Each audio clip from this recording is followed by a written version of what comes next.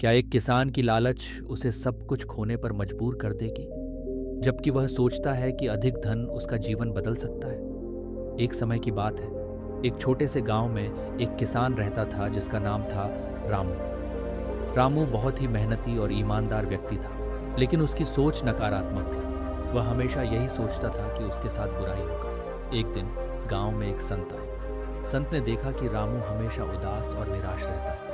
उन्होंने रामू से पूछा, तुम हमेशा इतने निराश क्यों रहते हो? रामू ने कहा, मुझे लगता है कि मैं कितना भी मेहनत कर लूं, मेरे साथ हमेशा बुरा ही होगा। संत ने मुस्कुराते हुए कहा, जैसा सोचोगे वैसा ही होगा। अगर तुम नकारात्मक सोचोगे तो तुम्हारे साथ नकारात्मक ही होगा, लेकिन अगर तुम सकारात्मक सोचोगे तो तुम्हारे साथ अच्छा ही होगा। रामू ने संत की बातों पर ध्यान दिया और अपनी सोच बदलने की कोशिश की। कुछ समय बाद गांव में एक व्यापारी आया। वह गांव के लोगों से बातें कर रहा था और कह रहा था कि अगर वे अपने अनाज को अच्छे दाम पर बेचना चाहते हैं तो उन्हें अपने अनाज को उसके पास लाना चाहिए। व्यापारी ने कहा, मेरे पास पैसे की कमी नहीं है, मैं आपको अच्छा दाम दूंगा। रामू ने व्यापारी की बातें सुनकर सोचा कि यह तो उसके लिए एक सुनहरा मौका है। रामू ने अपनी फसल बेची और अच्छा मुनाफा कमाया। लेकिन व्यापारी ने उससे कहा, अगर तुम अधिक अनाज लाओगे तो मैं तुम्हें और अधिक पैसे दूंगा। यह सुनकर रामू लालच में आ गया। उसने अपनी सारी फसल बेचने का फैसला किया, यह सोचकर कि वह और अधिक पैसा कमा लेगा।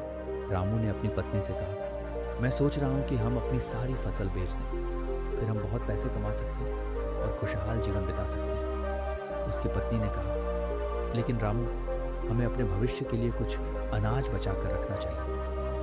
लेकिन रामू ने उसकी बात पर ध्यान नहीं दिया और अपनी फसल बेचने चला गया।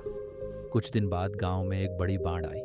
सभी फसलें बर्बाद हो गईं। रामू ने अपनी सारी फसल बेचकर पैसा तो कमा लिया, लेकिन अब उसके पास खाने के लिए कुछ भी नहीं था। उसकी पत्नी और बच्चे भूखे रहने लगे। रामू ने अपनी लालच पर पछताया। संत फिर से गांव में आए। रामू ने उन्हें धन्यवाद देते हुए कहा, आपकी सलाह ने मेरी जिंदगी बदल दी।